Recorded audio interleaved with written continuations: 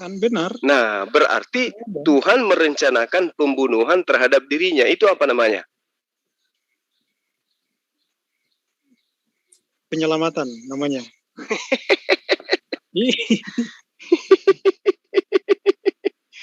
Tuhan merencanakan pembunuhan terhadap dirinya, itu apa namanya? Kamu merencanakan pembunuhan untuk dirimu, itu apa namanya? Oh, kalau saya beda.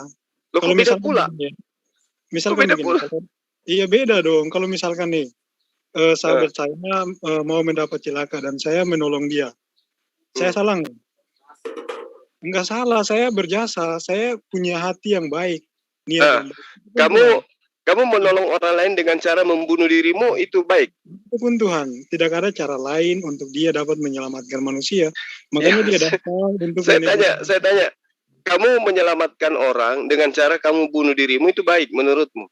Iya, baik. Kalau tidak ada kasih yang lebih besar daripada kasih seorang sahabat yang rela memberikan nyawanya untuk sahabat-sahabatnya. Berarti yang dikatakan bunuh diri itu nggak apa-apa? Kalau untuk kebaikan, kenapa tidak? Bukankah kalian diajarkan untuk demi kebaikan? Oh, jadi boleh bunuh diri, yang penting demi kebaikan gitu.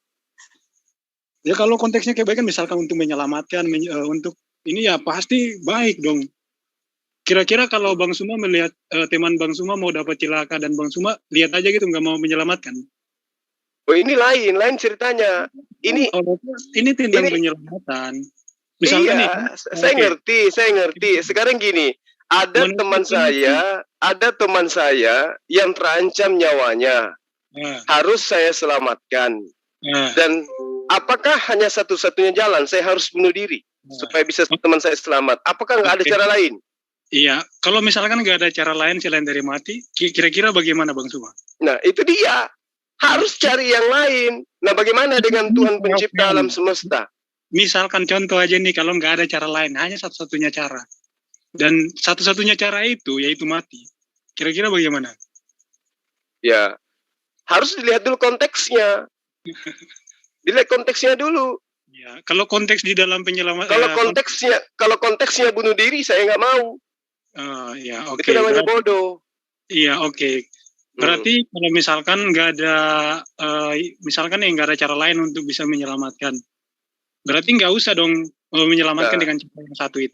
Kalau manusia tidak punya cara lain, untuk menyelamatkan, itu manusia.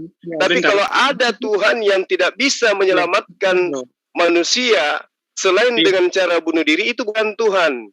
Ya, itu hantu itu. Ya, oke. Jadi kalau misalkan nih, tidak ada cara lain untuk kita menyelamatkan teman saya selain daripada mati. Dan kita tidak melakukan itu, berarti kita tidak mempunyai kasih kepada sesama kita. Ya kan? Nah, sama seperti Tuhan, tidak ada jalan lain. Oh, jadi Tuhan tidak punya jalan lain menyelamatkan kecuali bunuh diri. Dia telah berjanji kepada manusia. Manusia di mana dia? Bebas. Di mana dia punya janji? Ada Kejadian 3 bahwa kalau kamu makan buah ini kamu akan mati. Terus apa hubungannya dengan bunuh diri? Dia akan membuat permusuhan. Siapa yang bikin aturan seperti itu, bahwa dia harus seperti itu, bahwa dia harus datang dengan bunuh diri? Cuma tadi kan sudah saya tunjukin dalil di Kejadian 1, 2, 3 itu sudah menjelaskannya.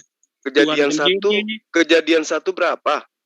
Oke, Kejadian 3 itu ada juga, itu silakan dicek aja. Jadi memang Kejadian 3 ayat berapa?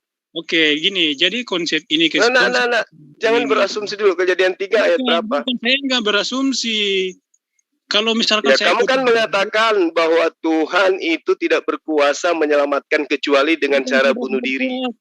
Tuhan itu berkuasa. Siapa yang bilang Tuhan itu tidak berkuasa? Tadi kamu katakan kalau tidak ada cara lain selain bunuh diri? Tidak ada cara lain, tidak mungkin. Terus apakah Tuhan itu tidak punya cara lain untuk menyelamatkan selain bunuh diri? Karena dia telah berjanji kepada manusia bahwa... Di mana janjinya? Bahwa saya akan bunuh diri. Di mana?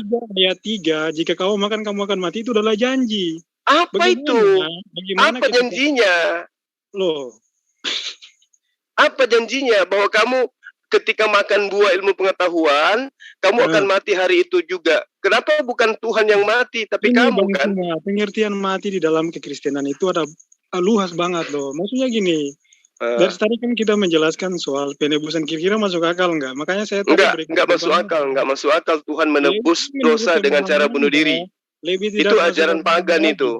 Ajaran pagan itu ada Tuhannya bunuh diri untuk menyelamatkan manusia. Mending Tuhan yang suci menyelamatkan kita daripada orang Yahudi dan Nasrani yang berdosa untuk menyelamatkan dosa Anda. Coba bayangkan orang berdosa menanggung dosa orang berdosa. Ini tidak masuk